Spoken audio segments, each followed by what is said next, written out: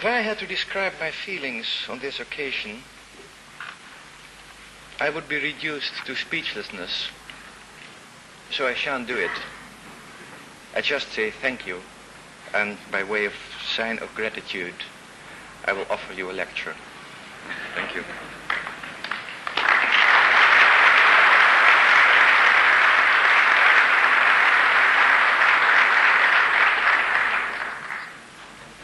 As a result of a long sequence of coincidences, I entered the programming profession officially on the first spring morning of 1952. And as far as I've been able to trace, I was the first Dutchman to do so in my country. In retrospect, the most amazing thing was the slowness with which, at least in my part of the world, the programming profession emerged. A slowness which is now hard to believe.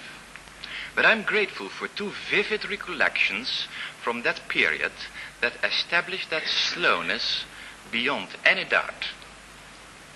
After having programmed for some 3 years, I had a discussion with A. van Wijngaarden, who was then my boss at the Mathematical Center in Amsterdam. A discussion for which I shall remain grateful to him as long as I live. The point was that I was supposed to study theoretical physics at the University of Leiden simultaneously. And as I found the two activities harder and harder to combine, I had to make up my mind. Either to stop programming and become a real respectable theoretical physicist, or to carry my study of physics to a formal completion only with a minimum of effort, and to become, yes, what? A programmer? But was that a respectable profession? For after all, what was programming? Where was the sound body of knowledge that could support it as an intellectually respectable discipline? I remember quite vividly how I envied my hardware colleagues who, when asked about their professional competence, could at least point out that they knew everything about vacuum tubes and amplifiers and the rest. Whereas I felt that when faced with that question, I would stand empty-handed. Full of misgivings, I knocked on Van Wijngaarden's office door, asking him whether I could speak to him for a moment. When I left his office a number of hours later, I was another person. For after having listened to my problems patiently, he agreed that up till that moment, there wasn't much of a programming discipline. But then he went on to explain quietly that automatic computers were here to stay.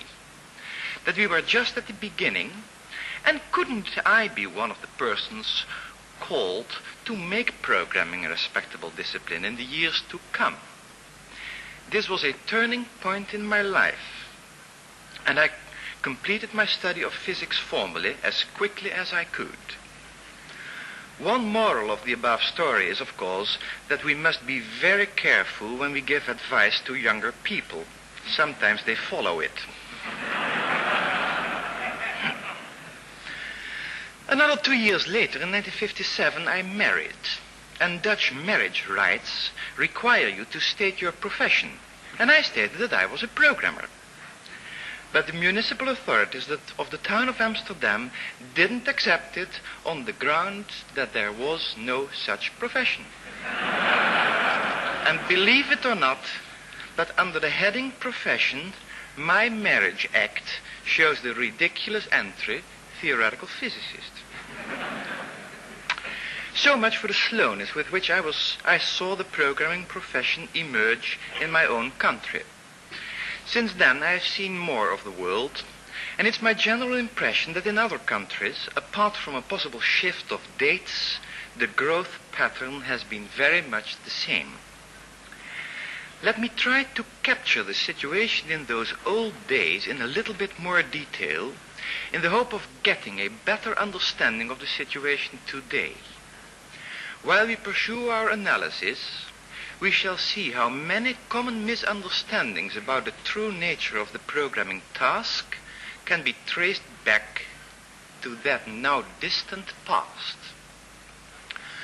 The first automatic electronic computers were all unique single-copy machines, and they were all to be found in an environment with the exciting flavor of an experimental laboratory. Once the vision of the automatic computer was there, its realization was a tremendous challenge to the electronic technology then available. And one thing is certain, we cannot deny the courage of the groups that decided to try and build such a fantastic piece of equipment. For fantastic pieces of equipment they were. In retrospect, one can only wonder that those first machines worked at all, at least sometimes. The overwhelming problem was to get and keep the machine in working order. The preoccupation with the physical aspects of automatic computing is still reflected in the names of the older scientific societies. What about the poor programmer? Well, to tell the honest truth, he was hardly noticed. For one thing, the first machines were so bulky that you could hardly move them, and besides that, they required such extensive maintenance that it was quite natural that the place where people tried to use the machine was the same laboratory where the machine had been developed. Secondly, his somewhat invisible work was without any glamour. You could show the machine to visitors, and that was several orders of magnitude more spectacular than some sheets of coding. But most important of all, the programmer himself had a very modest view of his own work. His work derived all its significance from the existence of that wonderful machine. Because that was a unique machine, he knew only too well that his programs had only local significance. And also, because it was patently obvious that this machine would have a limited lifetime, he knew that very little of his work would have a lasting value. Finally, there's yet another circumstance that had a profound influence on the programmer's attitude towards his work. On the one hand, besides being unreliable, his machine was usually too slow and its memory was usually too small. That is, he was faced with a pinching shoe, while on the other hand, its usually somewhat queer order code would cater for the most unexpected constructions. And in those days, many a clever programmer derived an immense intellectual satisfaction from the cunning tricks by means of which he contrived to squeeze the impossible into the constraints of his equipment. Two opinions about programming date from those days. I mention them now. I shall return to them later. The one opinion was that a really competent programmer should be puzzle-minded and very fond of clever tricks. The other opinion was that programming was nothing more than optimizing the efficiency of the computational process in one direction or the other. The latter opinion was the result of the frequent circumstance that indeed the available equipment was often a painfully pinching shoe. And in those days, one often encountered the naive expectation that once more powerful machines were available, programming would no longer be a problem. For then the struggle to push the machine to its limits would no longer be necessary, and that was all what programming was about, wasn't it? But in the next decade, something completely different happened. More powerful machines became available. Not just an order of magnitude more powerful, even several orders of magnitude more powerful. But instead of finding ourselves in the state of eternal bliss of all programming problems solved, we found ourselves up to our necks in the software crisis. How come? There is a minor cause. In one or two respects, modern machinery is basically more difficult to handle than the old machinery. Firstly, we've got the I/O interrupts, occurring at unpredictable and irreproducible moments. Compared with the old sequential machine that pretended to be a fully deterministic automaton, This has been a dramatic change, and many a systems programmer's gray hair bears witness to the fact that we shouldn't talk lightly about the logical problems created by that feature. Secondly, we've got machines equipped with multi-level stores, presenting us problems of management strategy that, in spite of the extensive literature on the subject, still remain rather elusive. So much for the added complication due to structural changes of the actual machines. But I call this a minor cause. The major cause is that the machines have become several orders of magnitude more powerful. To put it quite bluntly, as long as there were no machines, programming was no problem at all.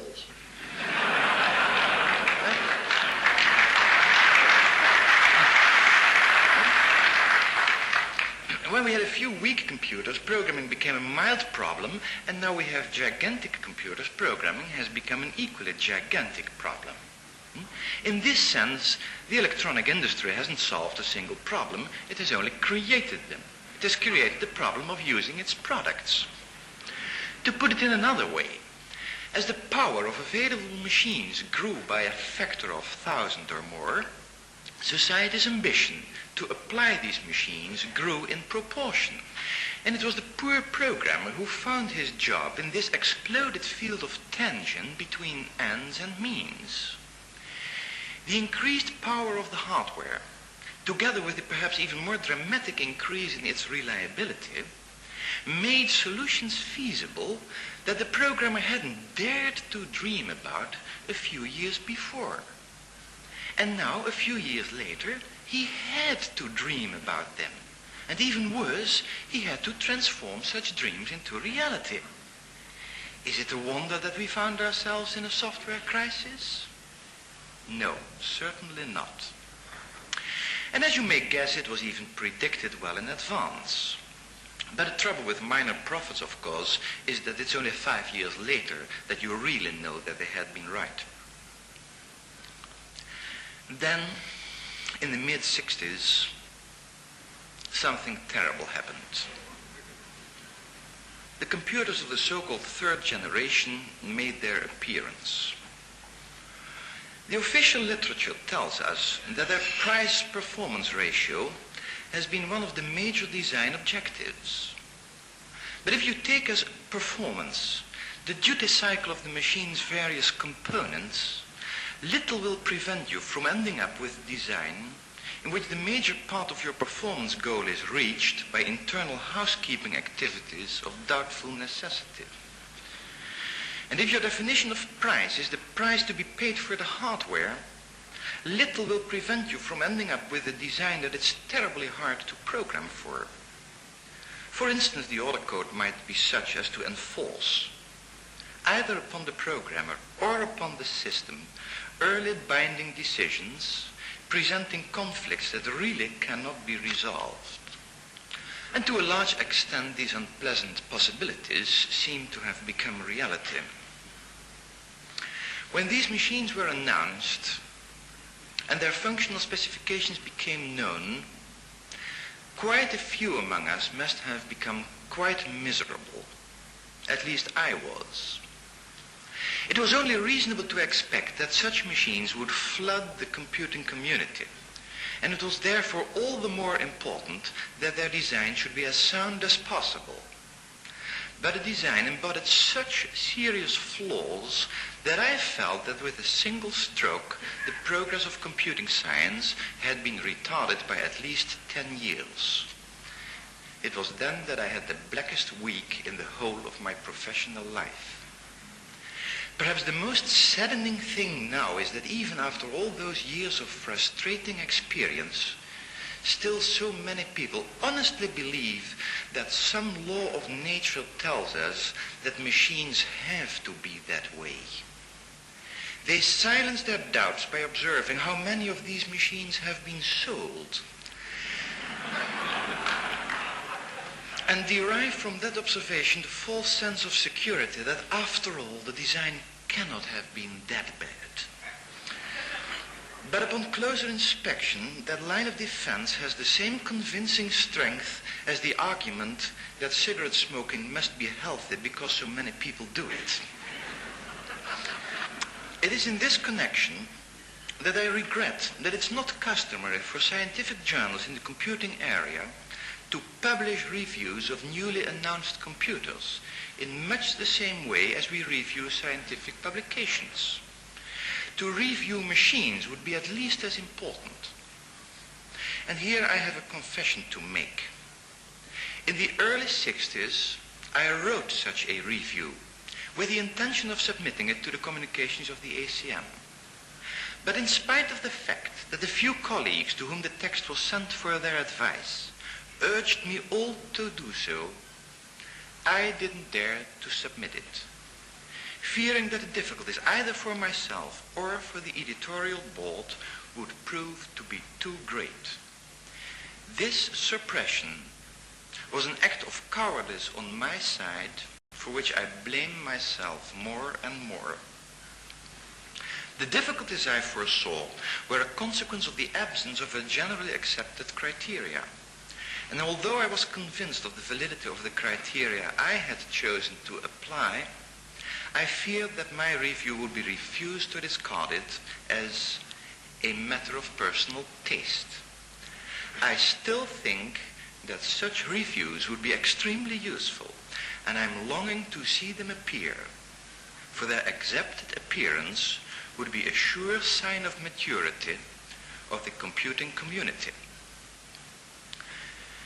The reason that I have paid the above attention to the hardware scene is because I have the feeling that one of the most important aspects of any computing tool is its influence on the thinking habits of those that try to use it.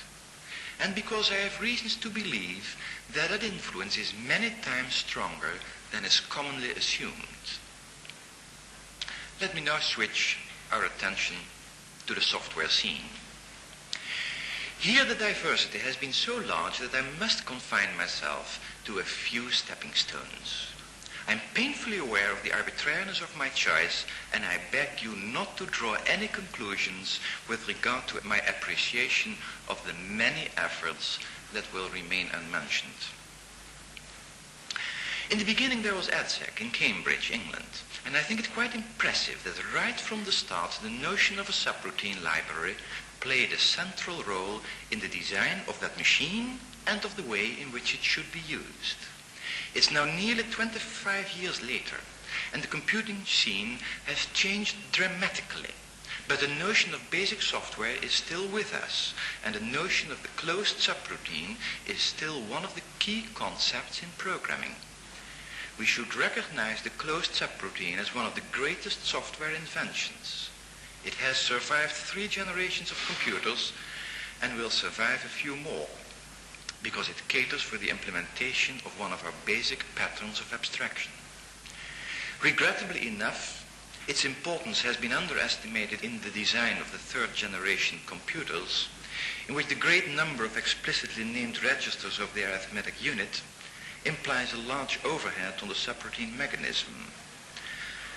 But even that didn't kill the concept of the subroutine, and we can only pray that the mutation won't prove to be hereditary. The second major development on the software scene that I would like to mention is the birth of Fortran. At that time, this was a project of great temerity, and the people responsible for it deserve our great admiration. It would be absolutely unfair to blame them for shortcomings that only became apparent after a decade or so of extensive usage. Groups with a successful look ahead of 10 years are quite rare. In retrospect, we must rate Fortran as a successful coding technique, but with very few effective aids to conception, aids which are now so urgently needed that time has come to consider it out of date. The sooner we can forget that Fortran has ever existed, the better.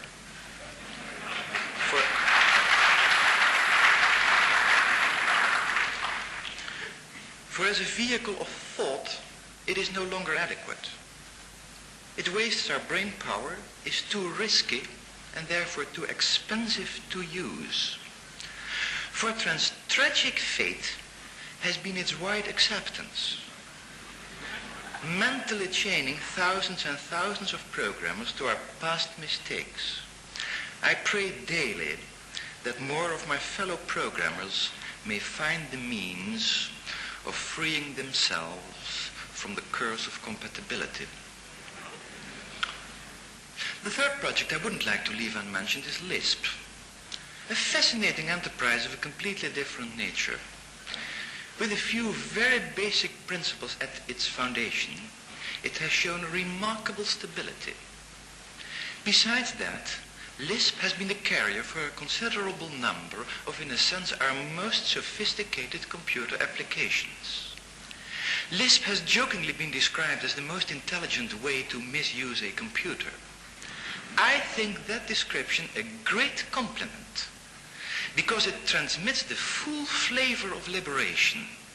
It has assisted a number of our most gifted fellow humans in thinking previously impossible thoughts. The fourth project to be mentioned is Algol 60.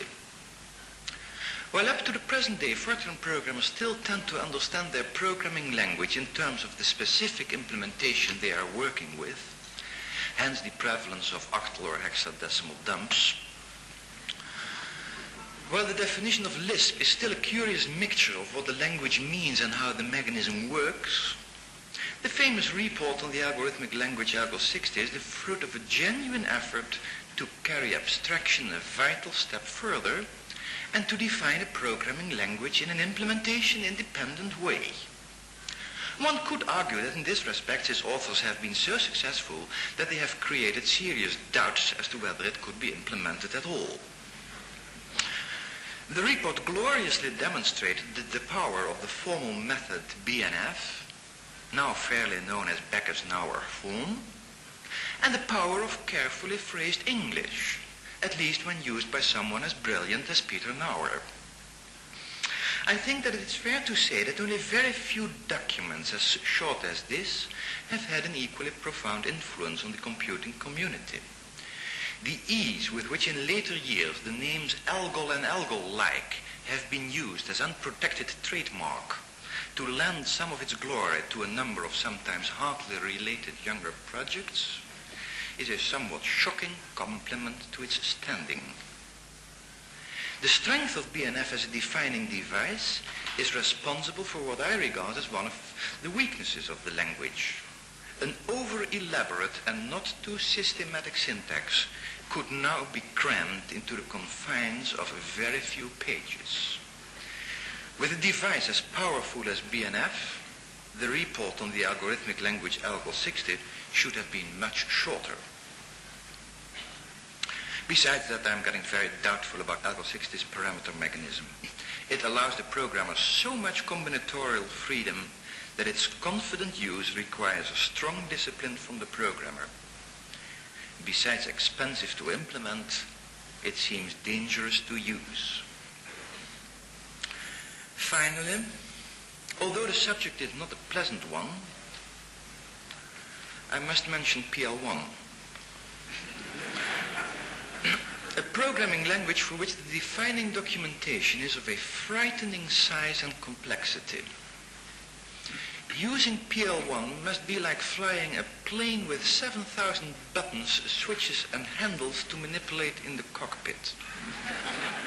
I absolutely fail to see how we can keep our growing programs firmly within our intellectual grip when by its sheer baroqueness,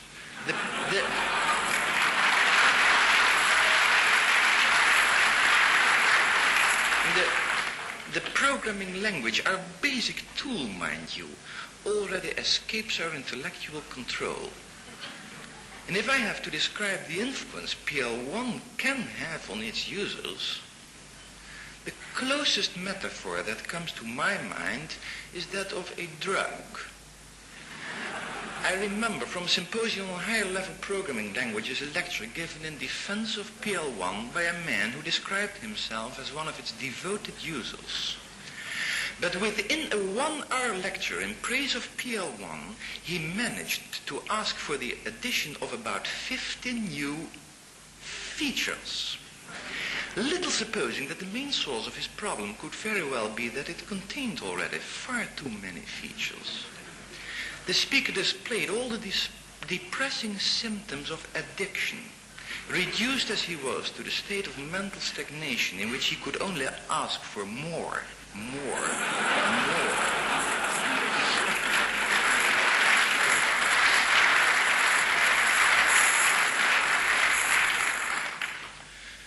So much for the past. But there is no point in making mistakes unless thereafter we are able to learn from them. As a matter of fact, I think that we have learned so much that within a few years, programming can be an activity vastly different from what it has been up till now. So different that we had better prepare ourselves for the shock. These systems will be virtually free of bugs. Those two improvements go hand in hand. In the latter respect, software seems to be different from many other products, where, as a rule, higher quality implies a higher price. But those who want really reliable software will discover that they must find means of avoiding the majority of the bugs to start with. And as a result, the programming process will become cheaper. If you want more effective programmers, you will discover that they shouldn't waste their time debugging. They shouldn't introduce the bugs to start with. In other words, both goals point to the same change. Such a drastic change in such a short period of time would be a revolution. And to all persons that base their expectations for the future on smooth extrapolation of the recent past, the chance that this drastic change will take place must seem negligible. But we all know that sometimes revolutions do take place. And what are the chances for this one? There seem to be three major conditions that must be fulfilled. The world at large must recognize the need for the change. Secondly, the economic need for it must be sufficiently strong. And thirdly, the change must be technically feasible. Let me discuss these three conditions in the above order. With respect to the recognition of the need for a greater reliability of software, I expect no disagreement anymore. Only a few years ago, this was different. To talk about a software crisis was then blasphemy. But the turning point was the Conference on Software Engineering in Garmisch, October 1968. A conference that created a sensation as there occurred the first open admission of the software crisis. And by now it is generally recognized that the design of any large sophisticated system is going to be a very difficult job. And whenever one meets people responsible for such undertakings, one finds them very concerned about the reliability issue, and rightly so. In short, our first condition seems satisfied. Now for the economic need. Nowadays one often encounters the opinion that in the 60s programming has been an overpaid profession and that in the coming years programmer salaries may be expected to go down. Usually this opinion is expressed in connection with a recession, but it could be a symptom of something different and quite healthy. To wit, that perhaps the programmers of the past decade haven't done so good a job as they should have done. Society is getting dissatisfied with the performance of programmers and of their products. But there is another factor of much greater weight. In the present situation, it is quite usual that for a specific system, the price to be paid for the development of the software is of the same order of magnitude as hardware prices can be expected to drop with a factor of 10. If software development were to continue to be the same clumsy and expensive process as it is now, things would get completely out of balance. And you cannot expect society to accept this, and therefore we must learn to program an order of magnitude more effectively. To put it in another way, as long as machines were the largest item on the budget, the programming profession could get away with its clumsy techniques. But that umbrella will fold very rapidly. In short, also our second condition seems to be satisfied. And now the third condition. Is it technically feasible? I think it might. And I shall give you 6 arguments in support of that opinion. A study of program structure has revealed that programs, even alternative programs for the same task and with the same mathematical content, can differ tremendously in their intellectual manageability. A number of rules have been discovered, violation of which will either seriously impair or totally destroy the intellectual manageability of the program. These rules are of 2 kinds. Those of the first kind are easily imposed mechanically by a suitable chosen programming language. Examples are the exclusion of go-to statements and of procedures with more than one output parameter. For those of the second kind, I at least, but that may be due to a lack of competence on my side, see no way of imposing them mechanically, as it seems to need some sort of automatic theorem prover for which I have no existence proof. Therefore, for the time being and perhaps forever, the rules of the second kind present themselves as elements of discipline required from the programmer.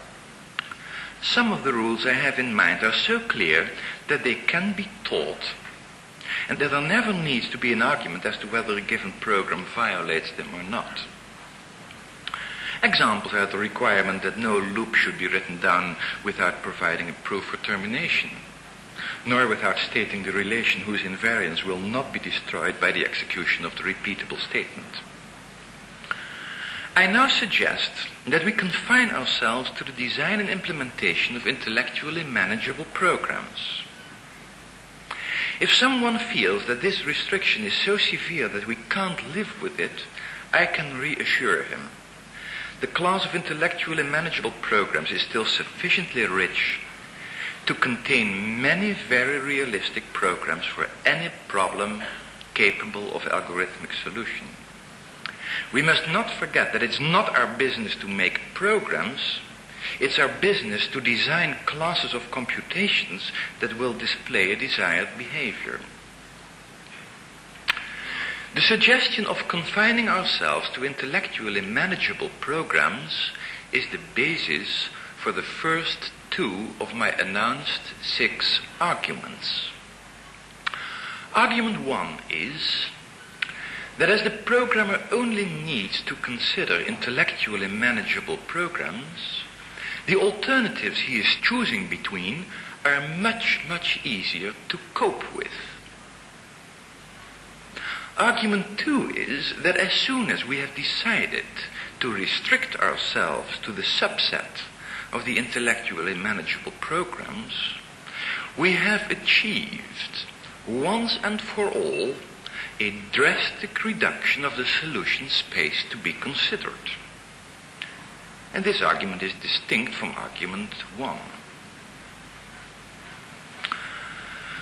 Argument 3 is based on the constructive approach to the problem of program correctness.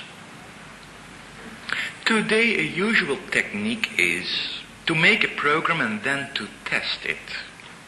But program testing can be a very effective way to show the presence of bugs, but is hopelessly inadequate for showing their absence. The only effective way to raise the confidence level of a program significantly is to give a convincing proof of its correctness.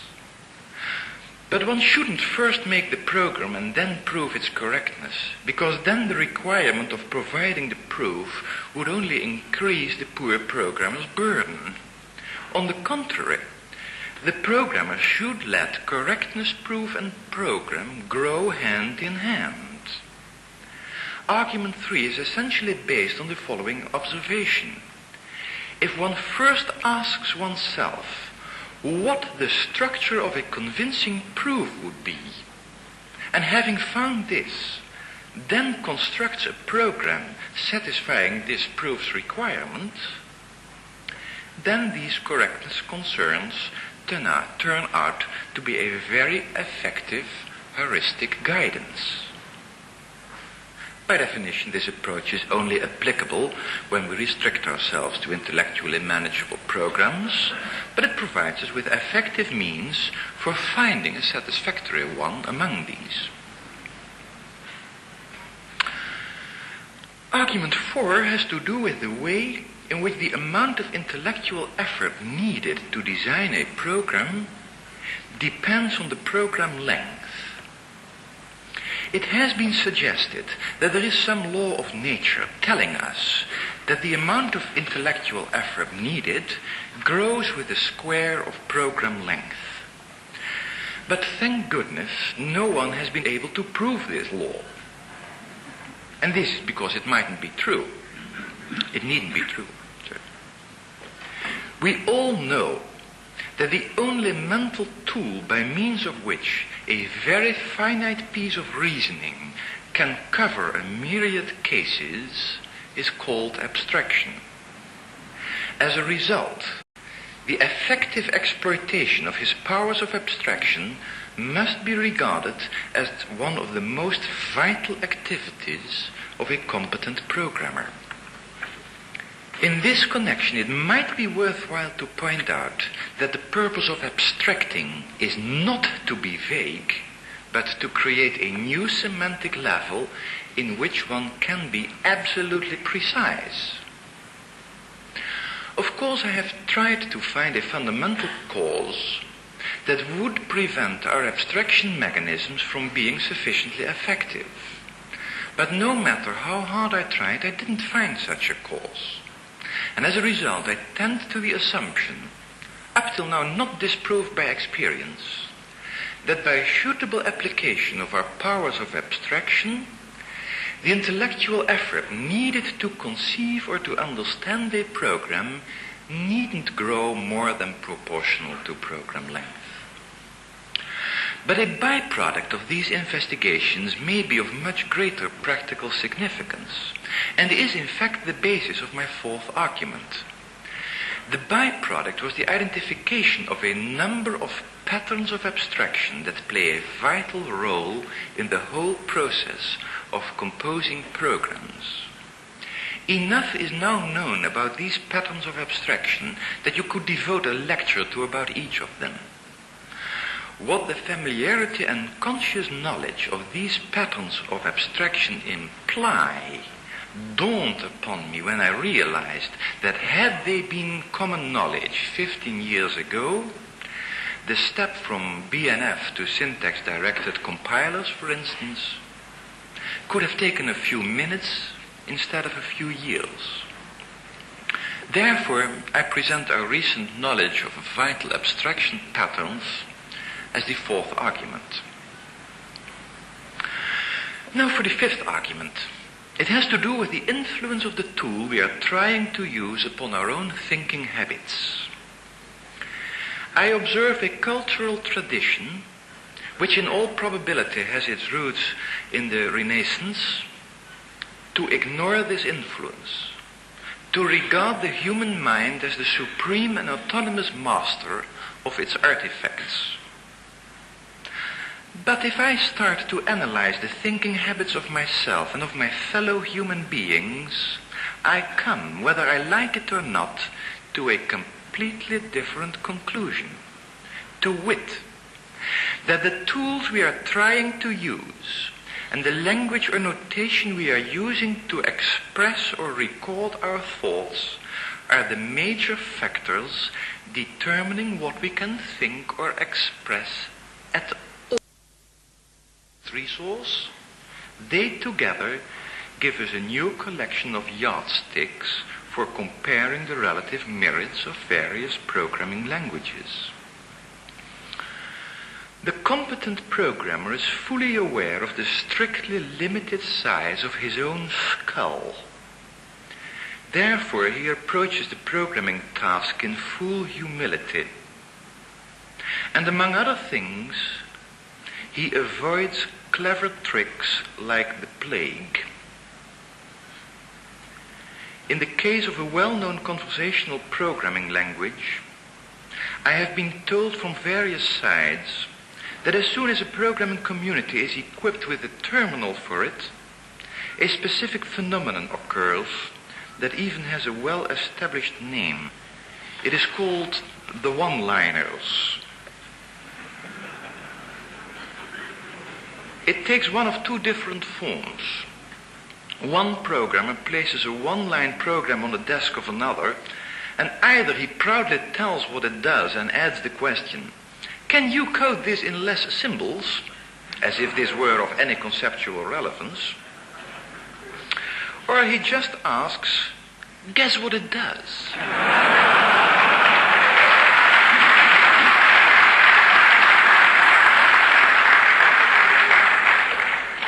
From this observation, we must conclude that this language as a tool is an open invitation for clever tricks. And while exactly this may be the explanation for some of its appeal, to wit to those who like to show how clever they are, I am sorry, but I must regard this as one of the most damning things that can be said about a programming language. Another lesson we should have learned from the recent past is that the development of richer or more powerful programming languages was a mistake, in the sense that these Baroque monstrosities, these conglomerations of idiosyncrasies, are really unmanageable, both mechanically and mentally. I see a great future for very systematic and very modest programming languages. When I say modest, I mean that, for instance, not only Algol 60's for clause, but even Fortran's do loop may find themselves thrown out as being too Baroque. I have run a little programming experiment with really experienced volunteers, but something quite unintended and quite unexpected turned up. None of my volunteers found the obvious and most elegant solution.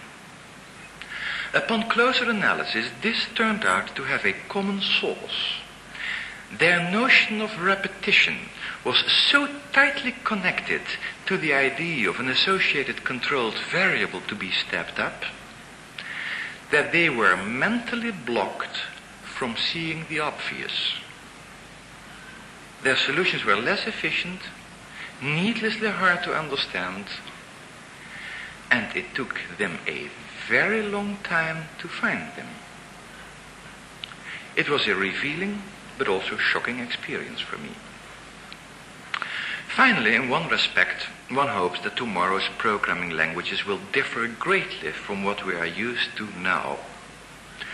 To a much greater extent than hitherto, they should invite us to reflect in the structure of what we write down all abstractions needed to cope conceptually with the complexity of what we are designing.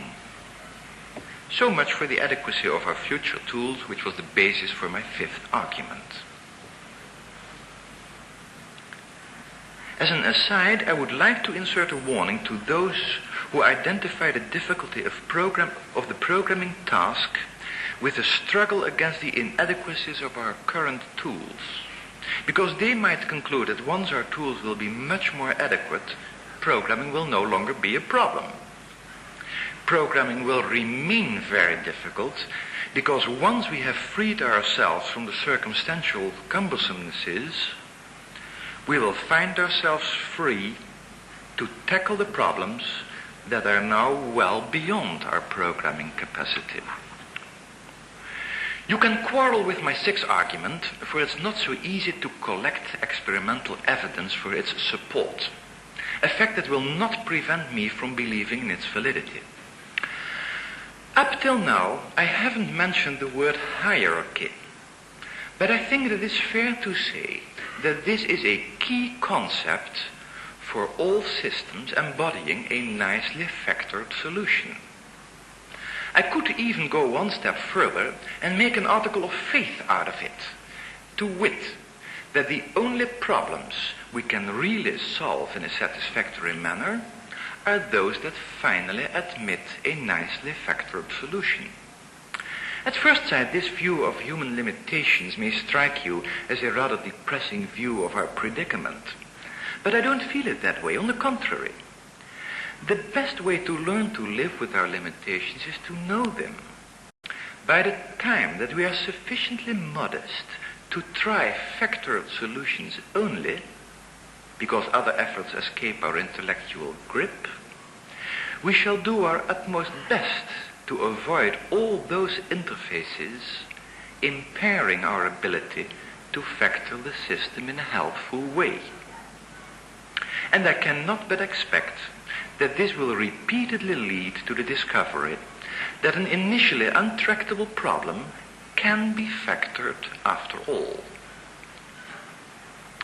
Anyone who has seen how the majority of the troubles of the compiling phase, called code generation, can be tracked down to funny properties of the autocode, will know a simple example of the kind of thing I have in mind.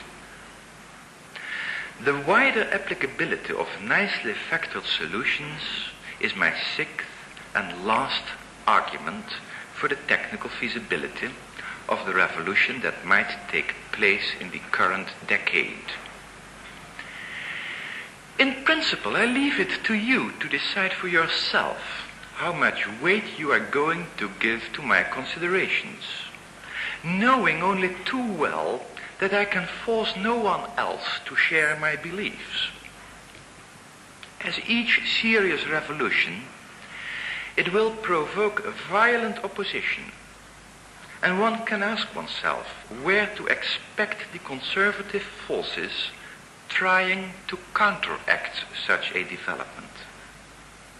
I don't expect them primarily in big business, not even in the computer business.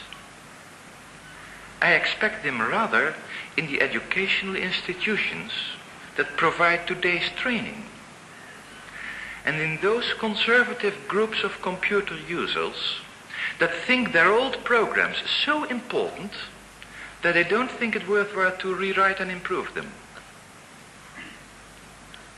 In this connection, it is sad to observe that on many a university campus, the choice of the central computing facility has too often been determined by the demands of a few established but expensive applications, with disregard to the question how many thousands of small users that are willing to write their own programs were going to suffer from this choice.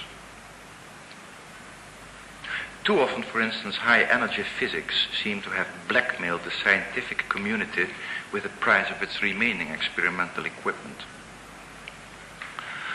The easiest answer, of course, is a flat denial of the technical feasibility.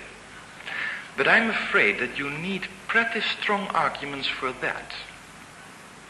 No reassurance, alas, can be obtained from the remark that the intellectual ceiling of today's average programmer will prevent the revolution from taking place. With others programming so much more effectively, he is liable to be edged out of the picture anyway. There may also be political impediments. Even if we know how to educate tomorrow's professional programmer, it is not certain that the society we are living in will allow us to do so. The first effect of teaching a methodology, rather than disseminating knowledge, is that of enhancing the capacities of the already capable, thus magnifying the difference in intelligence, in intellect. In a society in which the educational system is used as an instrument for the establishment of an homogenized culture, in which the cream is prevented from rising to the top, the education of competent programmers could be politically impalatable. Let me conclude. Automatic computers have now been with us for a quarter of a century. They have had a great impact on our society in their capacity of tools. But in that capacity, their influence will be but a ripple on the surface of our culture, compared with the much more profound influence they will have in their capacity of an intellectual challenge without precedent in the cultural history of mankind. Hierarchical systems seem to have the property that something considered as an undivided entity on one level is considered as a composite object on the next lower level of greater detail. As a result, the natural grain of space or time that is applicable at each level decreases by an order of magnitude when we shift our attention from one level to the next lower one. We understand walls in terms of bricks, bricks in terms of crystals, crystals in terms of molecules, etc. As a result, the number of levels that can be distinguished meaningfully in a hierarchical system is kind of proportional to the logarithm of the ratio between the largest and the smallest grain. And therefore, unless this ratio is very large, we cannot expect many levels. In computer programming, our basic building block has an associated time grain of less than a microsecond. But our program may take hours of computation time. I do not know of any other technology covering a ratio of 10 to the power 10 or more. The computer, by virtue of its fantastic speed, seems to be the first to provide us with an environment where highly hierarchical artifacts are both possible and necessary. This challenge, the confrontation with the programming task, is so unique that this novel experience can teach us a lot about ourselves. It should deepen our understanding of the processes of design and creation. It should give us better control over the task of organizing our thoughts. If it didn't do so, to my taste, we shouldn't deserve the computer at all. It has already taught us a few lessons. And the one I've chosen to stress in this talk is the following.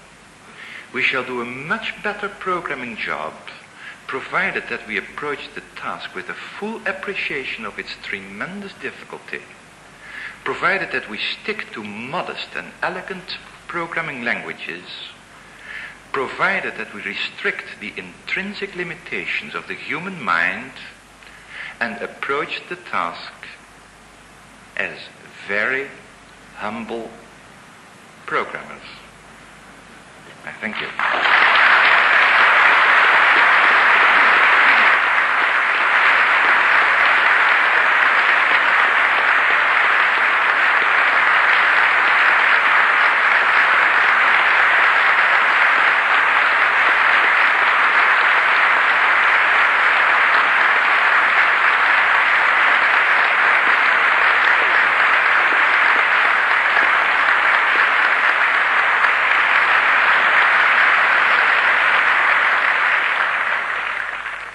Thank you, Professor Dijkstra.